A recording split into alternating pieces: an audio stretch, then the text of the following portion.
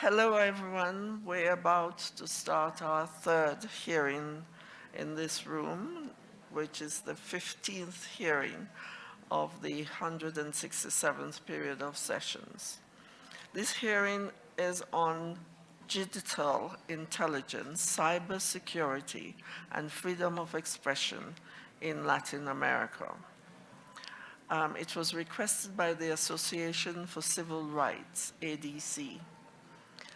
The objective of the hearing is that the organization requested the hearing in order to provide information on the situation in the region and the challenges, well, it's in fact the sub-region, and the challenges posed in terms of digital intelligence and cybersecurity, and in relation to judicial guarantees in criminal proceedings, privacy and freedom of expression.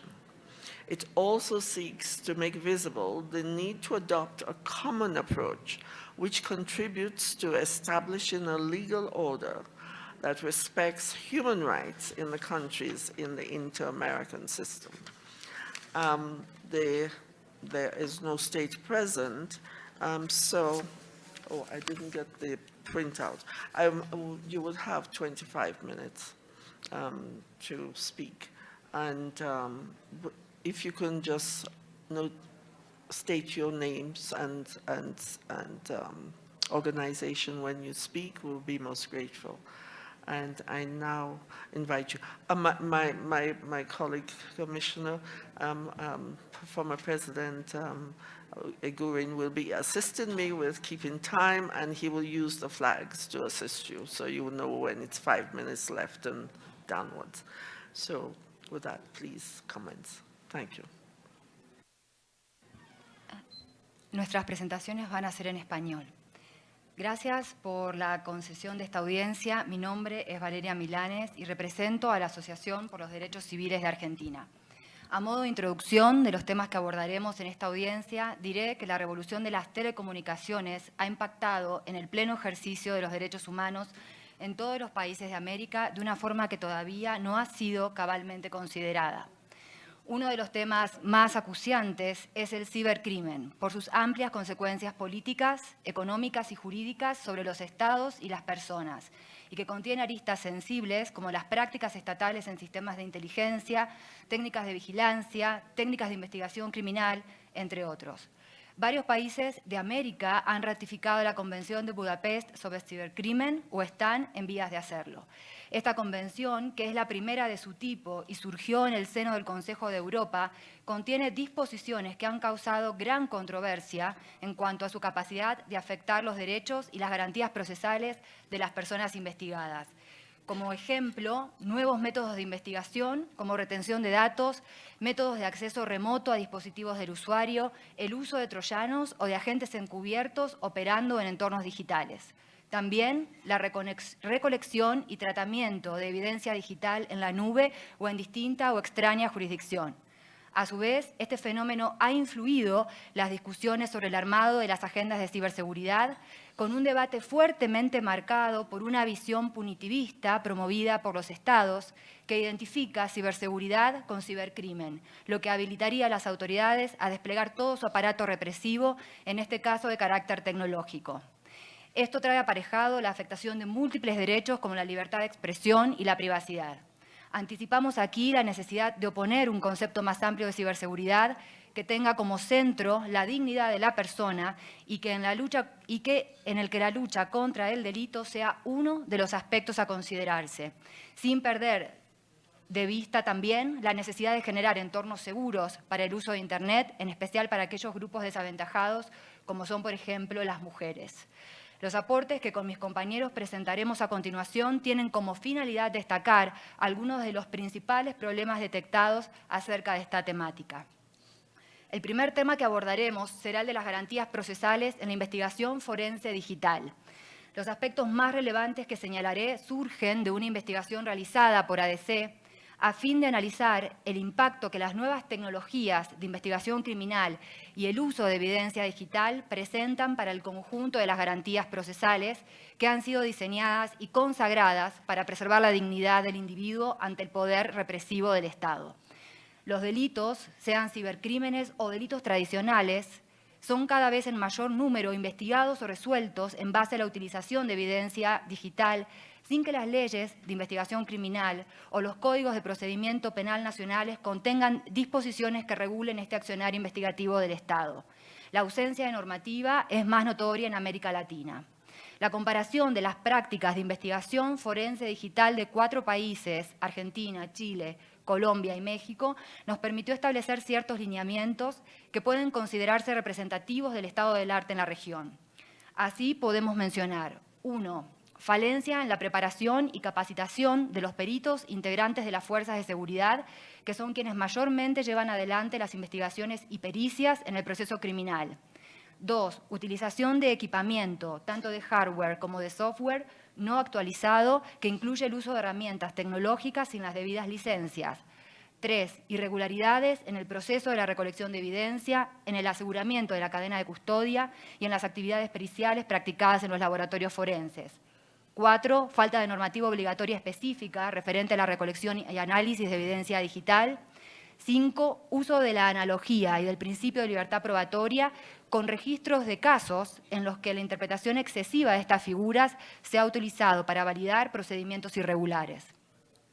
Otro aspecto importante de la protección de las garantías del individuo investigado es su intimidad y privacidad. Las garantías procesales que protegen la intimidad y privacidad fueron diseñadas para regular las investigaciones que se llevan a cabo sobre entornos físicos. En el caso de la prueba digital, la cuestión se vuelve mucho más engorrosa. La cantidad de información, datos, imágenes, videos, audios, archivos, que hoy por hoy contiene cualquier dispositivo tecnológico del usuario y de terceros con los que éste interactúa, hace que su secuestro o registro resulte excesivo. Estas preocupaciones se hacen extensivas a nuevas técnicas mencionadas anteriormente, como el uso de troyanos. En general, se ha dispuesto la rápida utilización de estos nuevos recursos tecnológicos sin realizar diagnósticos mínimos de situación y sin evaluar la necesidad de contar y, en su caso, de crear las condiciones normativas, técnicas y presupuestarias indispensables para lograr su correcto uso. En lo que a se respecta, dejamos para la etapa de preguntas la posibilidad de compartir nuestras conclusiones y sugerencias. Gracias.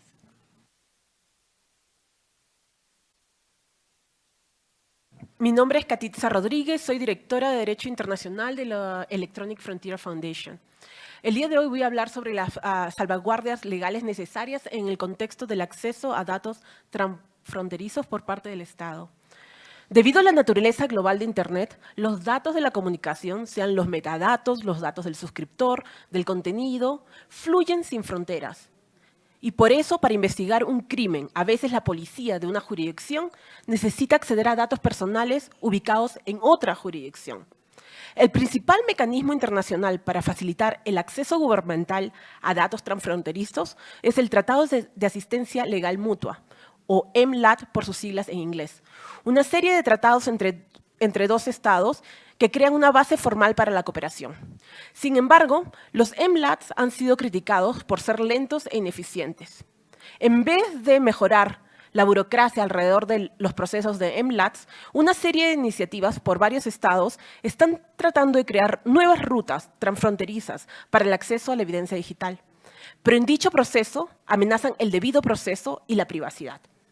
Entre ellas se encuentran la ley en la nube o Cloud Act en los Estados Unidos, el caso que está a punto de evaluarse, Microsoft versus Ireland, en la Corte Suprema de Estados Unidos, que busca evaluar la extraterritorialidad de las órdenes judiciales de los Estados Unidos. Y también el segundo protocolo adicional a la Convención de Budapest, el cual está teniendo un capítulo adicional sobre acceso transfronterizo y va a afectar a todos los países de las Américas, desde Canadá hasta Argentina, de aquellos países que son firmantes del Convenio de Budapest o van a firmar el Convenio de Budapest. Este tema también estuvo en el corazón del debate de Facebook y WhatsApp versus Brasil, cuando un juez brasileño requirió acceder al contenido de las comunicaciones transmitidos por WhatsApp. Las salvaguardas procesales deben ser holísticas. Cada una de ellas ha de interpretarse como parte de un marco más amplio que en conjunto logren un objetivo singular: garantizar que las leyes, políticas y prácticas relacionadas con la vigilancia cumplan con las leyes y normas internacionales de los derechos humanos. En este debate los temas de salvaguardas están siendo relegados. El día de hoy voy a retomar 4 de ellas que considero muy importantes. Entre ellas, el número 1, notificación individual a priori. Las personas cuyos datos hayan sido incautados o registrados por la policía extranjera deben ser notificados lo antes posible e idealmente con tiempo e información suficiente para permitirles impugnar la decisión o buscar otras soluciones. La demora en la notificación es justificable, por supuesto, si pone en peligro el objetivo para el cual se autoriza la vigilancia o existe un riesgo inminente de peligro para la vida humana. Pero la notificación debe realizarse tan pronto dicho riesgo se disipe. La obligación de notificar recae en el Estado, que requiere los datos o el estado de origen de la persona de destino. Pero los proveedores de servicio de comunicaciones deben poder notificar libremente a las personas sobre la vigilancia. Este estándar ya ha sido reconocido por el Tribunal de Justicia de la Unión Europea en el caso de Tele2 versus Post. En su párrafo 121 dice: las autoridades nacionales a las que se haya concedido acceso a los datos conservados deben notificar a las personas afectadas, tan pronto como esta notificación ya no se pueda arriesgar las investigaciones que estas autoridades están llevando a cabo. El acceso debe ser autorizado, segunda garantía, acceso autorizado vía judicial. Las solicitudes de acceso transfronterizos a cualquier información personal deben ser autorizadas por una autoridad judicial competente e independiente de la investigación penal. Tal requisito sería coherente con las decisiones del Tribunal Europeo de Derechos Humanos. Por ejemplo, en el caso de Sakharov versus Rusia, la autoridad competente para autorizar la vigilancia debe ser suficientemente independiente del Poder Ejecutivo. En otro caso, la Corte dijo, en Szabo versus Hungary, que la autorización de vigilancia por una autoridad no judicial aumenta el riesgo de medidas abusivas. El Gran Tribunal de Justicia de la Unión Europea, en el caso del Tele2 versus Post, señaló que es esencial que el acceso de las autoridades nacionales competentes a los datos conservados, como regla general, esté sujeto a una revisión previa llevada a cabo por un tribunal o un órgano administrativo independiente. Tercera garantía: un fuerte fundamento fáctico para la vigilancia. Cualquier acceso transfronterizo a datos personales debe basarse en un sólido fundamento fáctico para la vigilancia. Esto debería ser un requisito mínimo para cualquier acceso de datos independientes de la frontera. Por ejemplo, ya en el caso europeo, en Sakharov, la Gran Cámara indicó que la autoridad puede ser capaz de verificar la existencia de una sospecha razonable contra la persona interesada, en particular, si hay indicios concretos para sospechar que esa persona planea, comete o ha cometido delitos. En el otro caso, en Szabo, el tribunal señaló que la legislación húngara no exigía ninguna salvaguardia legal para que los organismos encargados de hacer cumplir la ley establezcan, comillas, una base fáctica suficiente para la aplicación de medidas secretas de recopilación de inteligencia que permitan evaluar la necesidad de las medidas propuestas. Cuarta garantía, la garantía de la doble protección de la privacidad. Cuando la policía de un país busca datos de las comunicaciones en otro país, la policía debe cumplir con los estándares de privacidad tanto del país solicitante como del país que responde. El sistema internacional existente son los MLATs, que tiene y avanza dicha protección dual de la privacidad. Los MLATs generalmente requieren que la policía del país solicitante cumpla con las leyes de privacidad de la nación que responde. La doble protección de la privacidad de la información hace eco a la norma internacional de doble criminalidad. Según esta norma, una nación no responderá con ayuda a una nación solicitante a menos que el crimen investigado sea delito no solo en la nación solicitante, sino también en la nación que responde. Por ejemplo, si la blasfemia es un crimen en la nación solicitante, pero no en la nación que responde, entonces la nación que responde no ayudará al país solicitante a investigar o castigar este crimen. Los tratados de extradición frecuentemente contienen esta norma de doble criminalidad. Del mismo modo que una nación no extraditará a un sospechoso por una conducta que no está prohibida por sus propias leyes penales, una nación no debería permitir que la policía extranjera confije sus datos ubicados en su jurisdicción cuando a hacerlo incumpla su propia normativa de privacidad.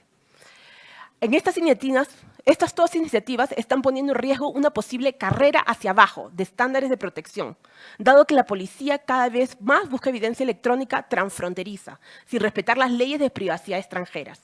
El mejor enfoque es la doble protección de la privacidad. La policía de la nación solicitante debe trabajar con el gobierno de la nación que responde y cumplir con los estándares de privacidad de ambas naciones. En ese caso, solicitamos a la Comisión poder incorporar en su reporte las garantías y salvaguardas necesarias que son importantes en el acceso transfronterizo de datos en materia de investigación por parte del Estado. Gracias. Muy buenos días. Mi nombre es Amalia Toledo y estoy en representación de la Fundación Carisma, una organización de la sociedad colombiana que trabaja en la intersección entre derechos y tecnología. En esta oportunidad quiero compartir con ustedes algunas reflexiones y temas que hemos identificado sobre la problemática de la violencia digital contra las mujeres en la región. La académica británica especialista en el mundo clásico, Mary Beard, en su discurso Oh, Do Shut Up, Dear, hace una interesantísima exploración de las muchas maneras en las que los hombres han silenciado a las mujeres desde la antigüedad. En su recorrido desde la literatura clásica de Homero hasta el mundo contemporáneo de los trolls y comentaristas digitales en redes sociales, Beard manifiesta que el discurso público es la expresión reputada de la masculinidad, mientras la voz femenina ha sido considerada como estridente, un mero chillido o un lloriqueo. Y aunque esto parezca una exageración, las miles de historias que escuchamos, conocemos e incluso sufrimos cuando como mujeres nos expresamos en Internet parecen darle la razón. Es cierto que cualquier persona está expuesta a recibir violencia digital, pero la diferencia gravita en cómo se experimenta esa violencia. Nosotras las mujeres evaluamos la violencia desde nuestra realidad, esa que nos confirma que 1 de cada 3 mujeres en el mundo ha sufrido violencia física o sexual. Y es que la violencia machista en Internet es un problema real que afecta a mujeres de cualquier edad, origen socioeconómico, étnico y geográfico. Esta violencia está enraizada en esquemas socioculturales de carácter patriarcal y las relaciones de desigualdad de poder entre hombres y mujeres.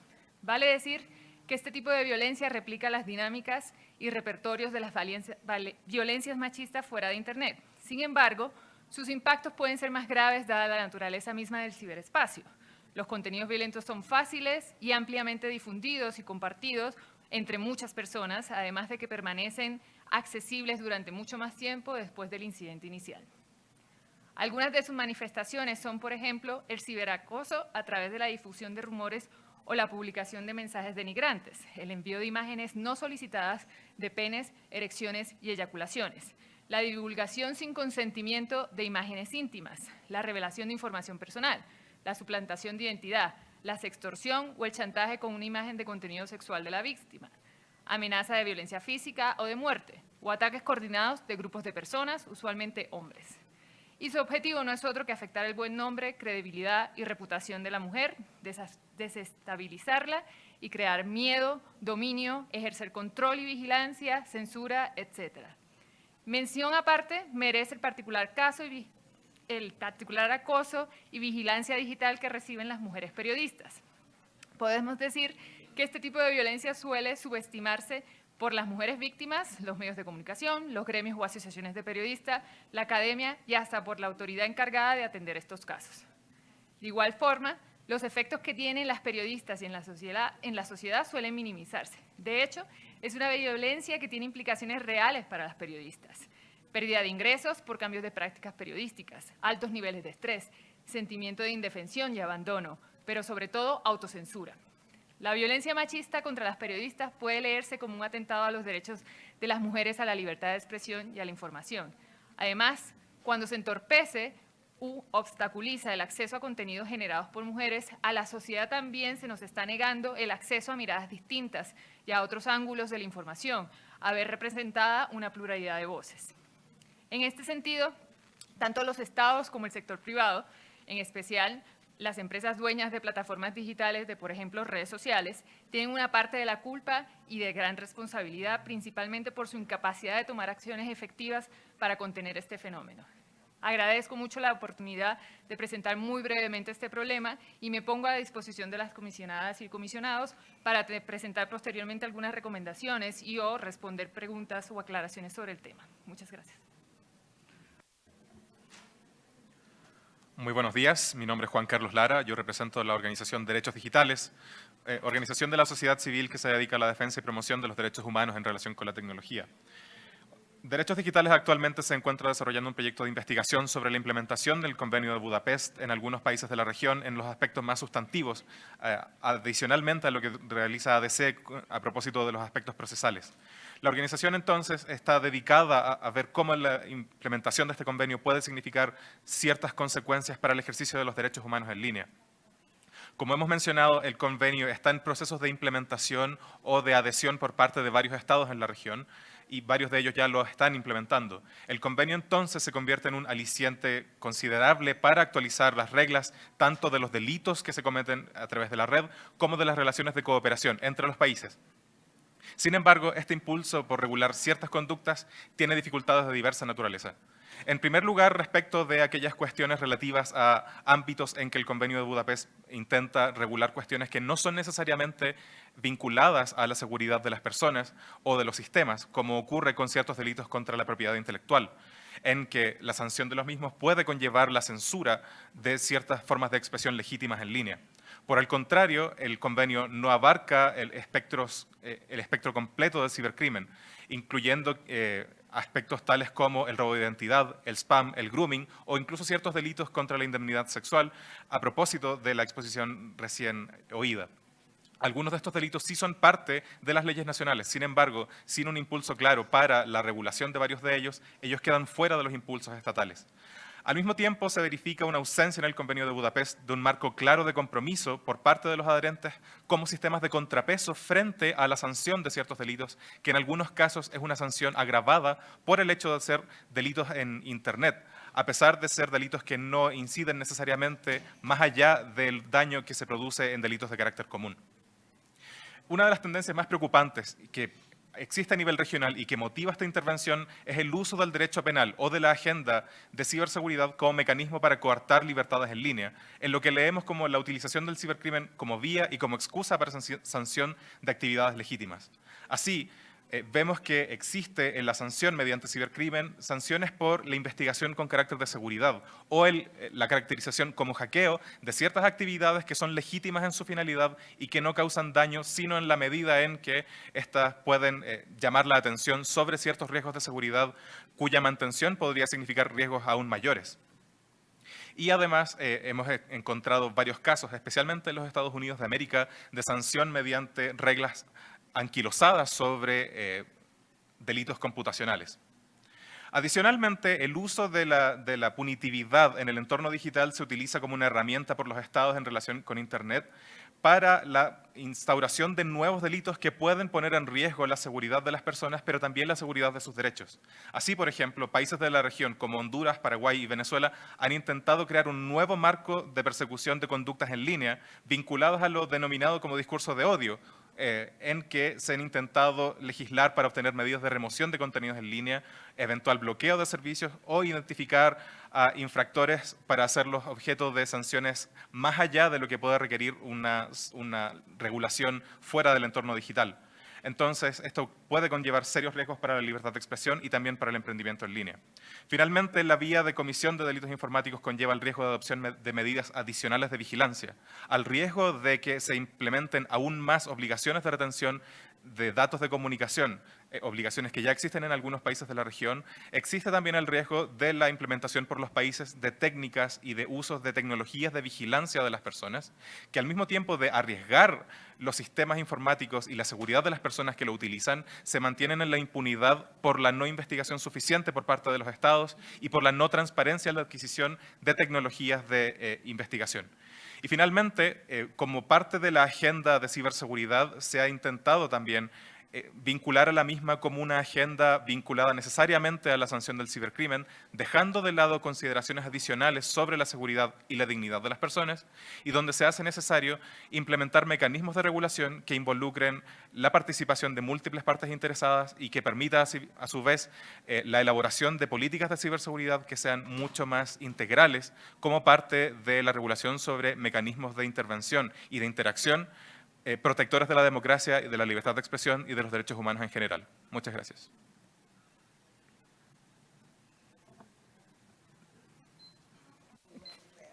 Thank you very much for your very good management of time. Thanks. I'm not going to delay the intervention of my colleagues on the table. I invite the second Vice President for his intervention. Gracias, Presidenta. Primero, felicitaciones. Han abordado un tema bastante atractivo y que de cara al futuro es indispensable en cuanto a su regulación. Todo este tema del delito cibernético, del convenio de Budapest, del desarrollo a través de los países que lo han adherido o se han adherido y los que han ofrecido adherirse, es muy importante. Particularmente tuve oportunidad de participar en la redacción y en la revisión de un código de cooperación interjurisdiccional hace como 12 o 14 años que habíamos hecho con la profesora Ada Pellegrini, que lamentablemente falleció. Pero creo que ahí tratamos de establecer algunas garantías, como las que ustedes han planteado hoy entre los estados requirientes y requeridos a propósito de la información transfronteriza que ustedes han abordado. Entonces, en esa oportunidad, pero ya repito, hace mucho tiempo, tuvimos oportunidad de dejar más o menos establecido lo que pensábamos a nombre de la Red Latinoamericana de Jueces con relación al tema. Hoy ustedes lo han vuelto a poner sobre el tapete y genera una tensión de derechos importantísima, que ustedes lo han abordado ya: libertad de expresión, debido proceso, posibilidades de que las garantías esenciales inherentes al libre desarrollo de la personalidad y al derecho a la intimidad de los seres humanos pueda ser violado. Y repito que ahí se genera un tema de tensión de derechos. A mí me gustaría, como la audiencia, por lo que ustedes la plantearon, es como más de carácter informativo, que de pronto sí nos dijeran, porque algún día la comisión va a tener que pronunciarse al respecto y expedir un informe, y ahí ustedes van a tener la ocasión a través de la cual se puedan darle más información a la comisión. Me agradaría que ustedes nos dijeran cuáles son las garantías judiciales específicas que podrían protegerse a través del proceso penal correspondiente, es decir, cuáles son las precauciones que ustedes tomarían en caso de que fueran legisladores. ¿Por qué? Porque al fin y al cabo la idea de la comisión sí sería poderle llegar a los estados a través de mensajes en los cuales se les diga: cuando hagan la regulación correspondiente tengan cuidado con esto o tengan cuidado con aquello. Y en ciberseguridad, el tema de privacidad y libertad de expresión también. ¿Cómo tratarían ustedes de garantizar que uno y otro, en esa tensión de derechos de que he hablado, pueda garantizarse de manera adecuada? ¿Qué problema tenemos? El problema que tenemos es que hay muchos países que establecieron leyes relativas, por ejemplo, a expedientes electrónicos y no lo han podido desarrollar.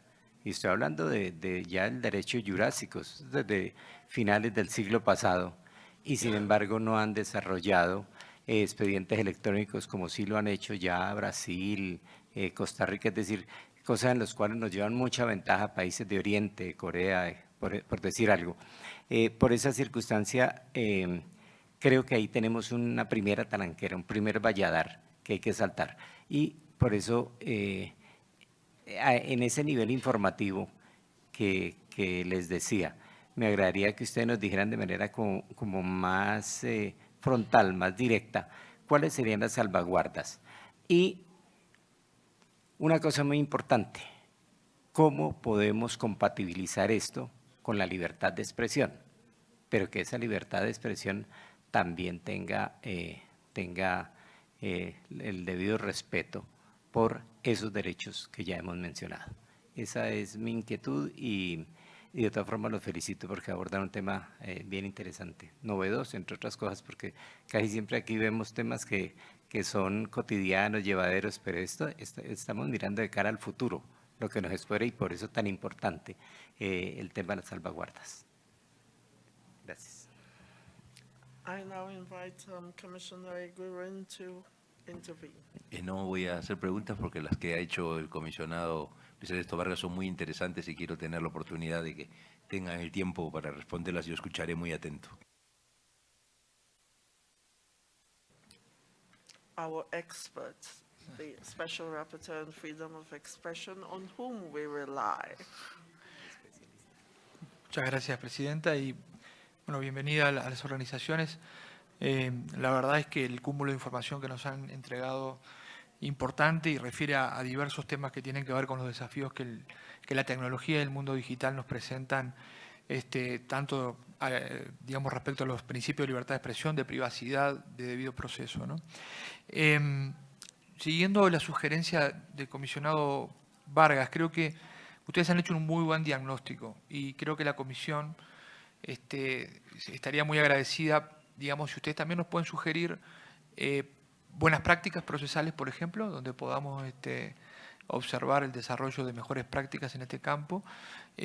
Obviamente la relatoría en capítulos concretos de informes temáticos ha abordado la problemática referidas a la aplicación en el sistema interamericano del Convenio de Budapest y de cómo entender privacidad, libertad de expresión y cibercrimen. Pero bueno, eso es una primera aproximación. Creo que ustedes nos están planteando, hay que ir más allá. Entonces, ¿cuáles son las herramientas que ustedes ven que el sistema interamericano podría utilizar para contribuir a resolver estos nudos, ¿verdad? Eso creo que es un camino que hoy, a partir de esta audiencia, se puede explorar. Porque también, obviamente, todo lo que tiene que ver con la política de cibercrimen está localizada en digamos, otras áreas de la organización. Entonces ahí también es necesario establecer un diálogo, me parece. Pero bueno, como decía el comisionado Vargas, puede ser, la comisión tiene informes temáticos a disposición, hace declaraciones, resoluciones sobre declaraciones y principios, opiniones consultivas ante la Corte. En fin, me parece que hay que trabajar un poco, empezar a explorar cuál sería la mejor herramienta para abordar este tema del sistema interamericano. Lo segundo, respecto a los distintos temas que ustedes mencionaron, y tal vez lo tengan ahora y obviamente apretaron mucha información en poco tiempo, y si no, nos pueden hacer llegar esa información. Si hay ya casos concretos de vulneraciones a los derechos que puedan ejemplificar estas situaciones o estas amenazas que ustedes señalaron. Es decir, en temas de vigilancia, tenemos en la región casos concretos para denunciar como, digamos, un caso que la comisión pueda observar, monitorear. Tengo en mente algunos, pero supongo que ustedes lo tienen muy bien estudiado. Como bien decían ustedes, los estados han empezado a legislar sobre regulaciones de plataformas vinculadas a los llamados discursos de odio. ¿Tienen análisis sobre esas iniciativas? Creo que ahí empieza a haber un patrón en la región donde distintos estados comienzan a legislar en estos temas. Y nosotros hemos hecho algunas puntualizaciones a través de nuestros instrumentos, cartas o pronunciamientos, pero me parece que sería interesante dialogar con los análisis que hace la sociedad civil. Sobre todo lo que tiene que ver con la violencia contra mujeres en línea. Ahí me parece que hay como distintos niveles de problemáticas que tienen distintas respuestas. Me parece que es complejo hablar violencia en línea como una sola cosa. Obviamente, si hay publicación de imágenes privadas no consentidas, creo que eso se puede abordar por el lado de la violación del derecho a la privacidad. Si hablamos, obviamente, de amenazas, ¿verdad?, y de incitaciones, también hay delitos penales que se podrían aplicar, sí o no. Obviamente hay un papel de las plataformas, ha emergido todo ese machismo y ese sexismo que existe en la sociedad. No es que las plataformas lo inventaron, es que ahora, digamos, se manifiesta allí en las plataformas. Entonces, ahí hay una responsabilidad de las empresas privadas con los derechos humanos. Entonces, la comisión, digamos, son los estados los directamente obligados frente a los instrumentos interamericanos, pero ¿cómo sugieren ustedes que se podría trabajar con las plataformas? Deberíamos tenerlas en alguna otra audiencia aquí a las plataformas para que también den alguna respuesta, invitarlas amablemente porque no las podemos conducir. En fin, creo que estoy yendo más por el lado de lo que podemos hacer y abordar, ¿no? Y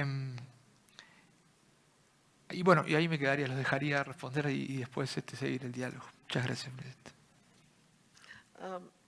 I'm going to say very little on this because I'm far from being an expert and I can't really say that I understand too well how the whole thing works in the air atmosphere.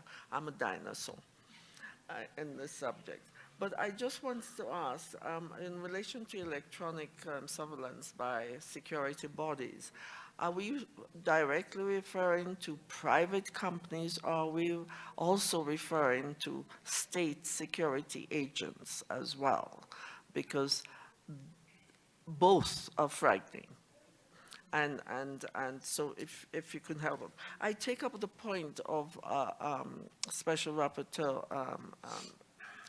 Lancer is for us to consider doing a thematic report in this matter where we would need your assistance in providing one, because I think we need to really understand what is going on in order to properly deal with what we can protect ourselves in the future.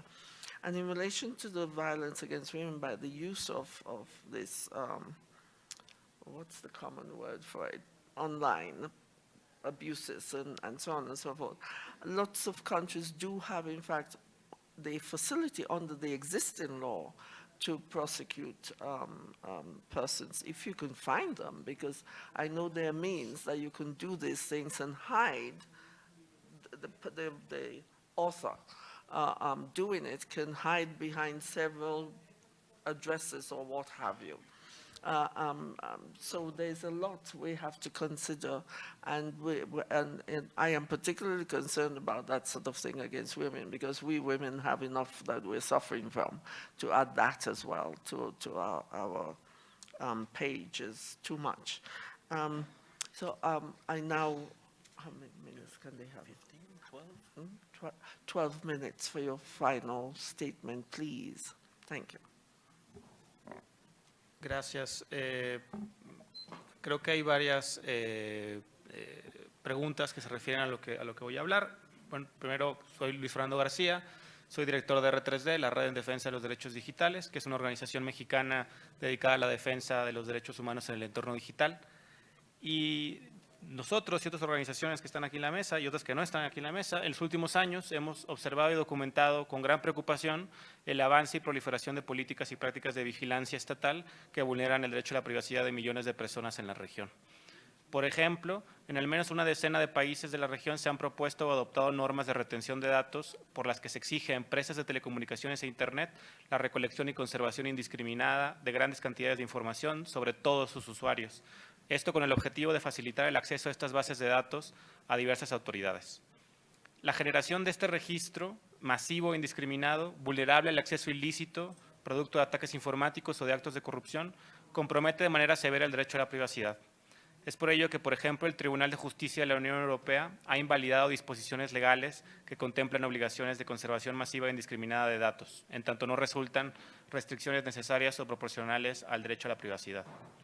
Además, en la mayoría de los países de la región se han adoptado leyes y normas vagas e imprecisas que buscan expandir las facultades de vigilancia e interceptación de comunicaciones, sin los controles democráticos o salvaguardas adecuadas contra el abuso, como lo son el control judicial, la supervisión independiente, la transparencia o el derecho de notificación a los afectados. De manera especialmente preocupante, se ha documentado la proliferación de la adquisición y utilización ilegal o abusiva de sofisticado software malicioso de espionaje en la región, también conocido como malware. Se ha documentado que al menos Argentina, Brasil, Chile, Colombia, Ecuador, Honduras, México y Panamá, diversas autoridades, muchas de ellas sin autorización legal para intervenir comunicaciones privadas, han adquirido malware de espionaje comercializado por empresas como la italiana Hacking Team y la israelí NSO Group. Uno de los casos más emblemáticos de abuso y ausencia de controles democráticos a las facultades de vigilancia es la situación de México. En los últimos años, el Estado mexicano ha incrementado sus facultades legales y su capacidad técnica para llevar a cabo medidas de vigilancia. Por ejemplo, la Ley Federal de Telecomunicaciones y Radiodifusión de 2014 obliga a las empresas de telecomunicaciones a conservar por 2 años un registro de comunicaciones de todos sus usuarios de manera indiscriminada. Este registro incluye una serie de datos conocidos como metadatos de comunicaciones, como lo son el origen y destino de las comunicaciones, la fecha, hora y duración de las mismas, datos de identificación de los comunicantes y sus dispositivos, e incluso la localización geográfica de las y los usuarios. La legislación que regula el acceso a los datos conservados, la intervención de comunicaciones privadas y la geolocalización en tiempo real de usuarios no establece de manera clara, precisa y detallada qué autoridades pueden llevar a cabo estas medidas de vigilancia, ni establece las circunstancias y los procedimientos para llevarlas a cabo. Tampoco se establece de manera explícita la necesidad de una autorización judicial para llevar a cabo estas medidas de invasión a la privacidad. Lo anterior ha provocado, por ejemplo, que el 99% de las veces que una autoridad en México ha accedido a datos de usuarios de telecomunicaciones conservados por las empresas que prestan estos servicios, lo haya hecho sin autorización judicial, y en muchas ocasiones por autoridades sin facultades expresas para hacerlo. Además, se ha documentado la ineficiencia de las medidas de vigilancia para la investigación de delitos. Únicamente el 8% de las investigaciones en las que se lleva a cabo alguna medida de vigilancia han culminado con el ejercicio de la acción penal, con la acusación. Lo anterior sugiere que más del 90% de las personas vigiladas en contextos de investigación criminal nunca son acusadas de ningún delito. De manera particularmente preocupante, se ha revelado recientemente que autoridades mexicanas han adquirido capacidades altamente sofisticadas de vigilancia. En particular, existe evidencia de que distintas autoridades, tanto federales como locales, han adquirido la capacidad de infectar computadoras y teléfonos móviles con distintos tipos de software malicioso, el cual permite a las autoridades extraer información de los dispositivos e incluso tomar control del mismo para convertirlo en un dispositivo completo de vigilancia. Por ejemplo, se ha documentado que México es el principal cliente de la empresa italiana Hacking Team, una comercializadora de un poderoso malware de vigilancia. Cerca de 15 autoridades federales y locales habrían adquirido dicho malware, la gran mayoría de ellas sin siquiera tener facultades de intervención de comunicaciones privadas. Asimismo, se ha documentado la utilización del malware Pegasus, vendido exclusivamente a gobiernos por la empresa israelí NSO Group, en contra de defensores de derechos humanos, periodistas, activistas, científicos, opositores políticos e incluso al propio grupo interdisciplinario de expertos independientes por el caso de Ayotzinapa, el GIEI. Las víctimas, acompañadas por varias organizaciones de la sociedad civil, interpusimos denuncias por estos hechos, aunque desde su interposición advertimos de nuestra desconfianza en que la Procuraduría General de la República de México fuera capaz de investigarse a sí misma, ya que existen evidencias de que fue esa dependencia quien adquirió el malware, aunado a que el presidente de México condenó al fracaso de la investigación amenazando a los denunciantes y concluyendo de manera anticipada que los señalamientos eran falsos. Por ello, desde la presentación de la denuncia insistimos en la necesidad de la conformación de un panel de expertas y expertos independientes con supervisión internacional que pueda dar garantías a quienes fueron espiados y a la sociedad en general de que la investigación será exhaustiva, imparcial y profesional. Exigencia que ha sido compartida por diversos mecanismos internacionales de derechos humanos, pero que sin embargo el gobierno mexicano ha rechazado. A más de 8 meses de iniciar la investigación oficial, los denunciantes y las organizaciones que las acompañamos hemos confirmado que la PGR no tiene ni la capacidad ni la voluntad política de llevar a cabo una investigación hasta las últimas consecuencias. Por el contrario, la PGR parece determinada a que el caso quede en la impunidad. Por ejemplo, a pesar de que la Agencia de Investigación Criminal de la PGR ha aceptado haber adquirido las licencias de uso de Pegasus y que el equipo desde el cual se opera dicho software se encuentra ubicado en sus oficinas en la Ciudad de México, la Fiscalía a cargo del caso no ha realizado ningún acto de investigación al respecto de la Agencia de Investigación Criminal, a pesar de reiteradas solicitudes de los denunciantes y de recomendaciones de peritos expertos de la investigación, como Citizen Lab de la Universidad de Toronto. A manera de ejemplo, en 8 meses la Fiscalía a cargo del caso no ha identificado y entrevistado a los agentes entrenados para operar Pegasus, no ha hecho visitas a las instalaciones en las que se ha operado el software, no se ha solicitado el contrato y el anexo técnico por el que se adquirió Pegasus a pesar de que este ya se ha hecho público por la prensa. No ha realizado práctica forense alguna en los servidores y equipos utilizados para operar Pegasus y parece satisfecho con la inverosímil aseveración de la agencia de que no existe base de datos en la que se registren los números y personas espiadas por Pegasus. Es decir, la PGR increíblemente afirma que no sabe contra quién ha usado Pegasus. Ante la falta de investigación, resulta indispensable que esta CIDH presione al gobierno mexicano a aceptar un mecanismo extraordinario con supervisión internacional que otorgue garantías de una investigación profesional, exhaustiva e independiente y a llevar a cabo las reformas para impedir que estos hechos puedan repetirse. Asimismo, ante el avance y proliferación de políticas y prácticas de vigilancia estatal en la región que vulneran el derecho a la privacidad de millones de personas, nos parece necesario y urgente que el Sistema Interamericano de Derechos Humanos desarrolle, a través del sistema de peticiones individuales, estándares jurisprudenciales que permitan remediar la grave situación estructural de abuso de la vigilancia estatal, la cual no solo afecta el derecho de privacidad de millones de personas, sino que amenaza con dañar de manera irreparable las aspiraciones democráticas en el continente. Por ello, 43 organizaciones de todo el mundo hemos redactado esta carta a la CIDH que entregamos en este momento, en la que apoyamos la solicitud de per saltum realizada por los peticionarios en la petición P-273-17 presentada contra México, pues consideramos que esta representa una oportunidad histórica para analizar las problemáticas planteadas y avanzar estándares protectores del derecho de privacidad en la región. Gracias. Tomo 30 segundos para responder brevísimamente lo de las garantías procesales. Yo me permito resaltar que no es algo a futuro, es algo que está pasando ahora. Hay procesos en curso con evidencia digital que está siendo analizada. Implica una nueva concepción en la manera de regular medios de prueba en el entorno digital, que permita ser sostenida en el tiempo y resistir embates de los avances tecnológicos. En el contexto descripto, una regulación específica de cada medida informática posible en el día de hoy, en poco tiempo queda obsoleta. El desafío que tiene el derecho procesal penal es el de brindar una regulación de carácter general a los sistemas informáticos que establezca limitaciones jurídicas y temporales y requisitos legitimantes y que aporten certezas a los elementos probatorios, que tengan un análisis previo del impacto en la intimidad de las medidas y que permitan al proceso penal adaptarse a los nuevos medios posibles. Es por eso que solicitamos a la Comisión que tome nota de este nuevo fenómeno y que, dado la trayectoria de la Comisión y de la Corte en la defensa de las garantías procesales en el ámbito penal, tenga bien evaluar la producción de un informe específico analizando la forma en que se llevan a cabo las investigaciones forenses informáticas en el continente y que proponga estándares propios a los derechos humanos adaptados en el entorno digital para la investigación criminal. ADC queda a disposición para colaborar como el resto de mis compañeros de panel. Gracias. Quería comentar, solo para cerrar, en la misma pregunta sobre salvaguardas y acceso transfronterizo. También hemos desarrollado una serie de principios, se llama necesario y proporcional, que busca implementar o cómo adaptar los estándares tradicionales de derechos humanos en el contexto de la era digital. Por lo cual analizamos todas las normativas de Naciones Unidas, del sistema interamericano, africano, decisiones de la Corte Europea, de varios países, tratando de identificar buenas prácticas, mejores prácticas, y ver cómo se pueden aplicar esos estándares en la industria. El día de hoy mencionó 4, en realidad son 13 y están disponibles en línea para su evaluación. Gracias. Para responder muy rápidamente, no voy a entrar en detalle, pero muy rápidamente a las preocupaciones que presentaron en el tema de violencia de género contra las mujeres. Sí, sin duda, mucha de la legislación penal ya puede atender las problemáticas, eso es real, pero el gran problema aquí es la impunidad. Las mujeres que son víctimas de este tipo de violencia suelen no denunciar por temor a las repercusiones, por ejemplo, evitar que esa información confidencial, o sea, esas fotos íntimas tengan una mayor difusión, o por desconocer sus propios derechos, pero es peor aún cuando denuncian ante las autoridades y se les revictimiza.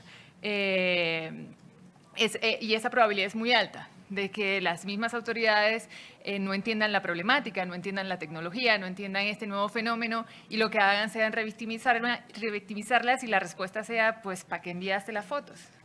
Porque estás en Internet, ¿no? Y eso, pues, sin duda, ese gran nivel o alto nivel de impunidad es el que impide que realmente existan unos remedios y que veamos soluciones posibles. Charlar, yo creo que es un tema que no solo tenemos que charlar con los estados, es un problema social que encantadísima de estar en una audiencia posterior donde también pudiesen estar sentados representantes de estas plataformas digitales para discutir, porque es un problema que tenemos que pensarnos todos en conjunto la solución. Finalmente, sobre el anonimato sin duda es un problema para la violencia de género, pero solo una cosa muy fácil, o sea, la Asociación por los Progresos, APC, la Asociación para el Progreso de las Comunicaciones, en 2013-2014, estuvo haciendo un estudio e identificó 3 categorías principales de mujeres que enfrentan violencia digital. además de las periodistas, que es una de las categorías, mujeres con perfiles públicos. 2, aquellas en una relación íntima con una pareja que resulta violencia o una sobrevivencia de violencia física o sexual. Normalmente se conoce el agresor en estos casos. Así que el anonimato no siempre es el problema para los casos de violencia doméstica, de violencia digital. Bien, solamente para cerrar un par de puntos relacionados con las preguntas que se formulaban. A propósito de la instauración de nuevas regulaciones sobre discurso de odio y la consecuencia negativa que pueda tener sobre el entorno digital, es importante revisar en qué circunstancias se produce. En el caso más reciente, en el caso hondureño, en que la controversia ha llegado hasta el sistema interamericano y hasta la consulta hacia el relator especial para la libertad de expresión, el punto radica en que, primero, por circunstancias políticas se habla de una ley de ciberseguridad, a pesar de que lo que se regula es algo que va bastante más allá de los aspectos tradicionalmente vinculados a la ciberseguridad. Segundo, porque usa la herramienta del derecho penal para la sanción no solamente de ciertas expresiones, sino también de las plataformas que las llevan, es decir, del mensajero y no solamente del autor del mensaje. Tercero, porque los mecanismos que se utilizan son de una técnica legislativa bastante cuestionable, en que se utiliza a un órgano administrativo que puede ser el que ejerza las sanciones, el que dicte las sanciones. Cuarto, porque los posibles afectados por esto, los posibles destinatarios, son una serie de plataformas en Internet, cualquier titular quizás de una página o de un blog, o plataformas incluso a nivel internacional. Y finalmente, porque en la medida en que esta amenaza existe el riesgo de censura, por cuanto el estímulo existe para detener muchas formas de conducta y muchas formas de expresión que no necesariamente son calificables como delitos o discurso de odio o de incitación a la violencia. En tal sentido, una agenda punitiva que pretende ir tan lejos con un propósito supuestamente legítimo arriesga el ejercicio de libertades en Internet. Gracias.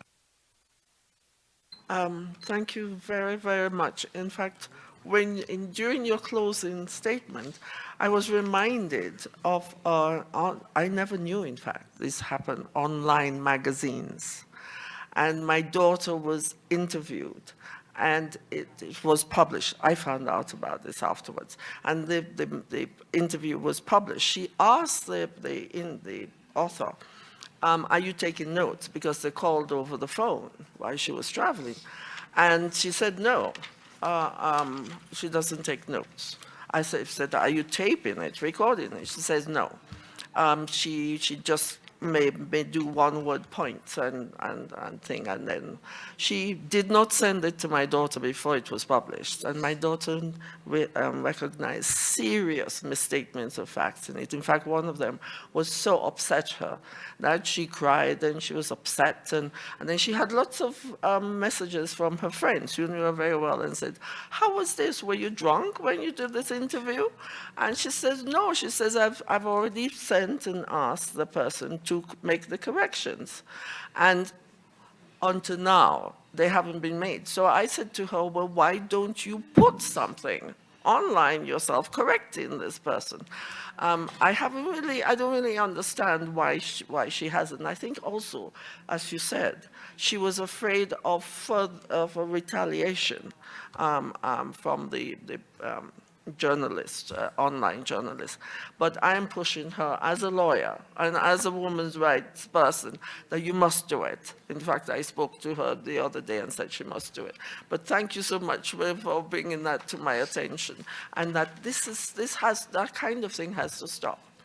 And I'm pleased that you would make yourself available for us if we do proceed with a thematic report, which should be fascinating, but not too technical for people like me. Thank you. Thank you again for this.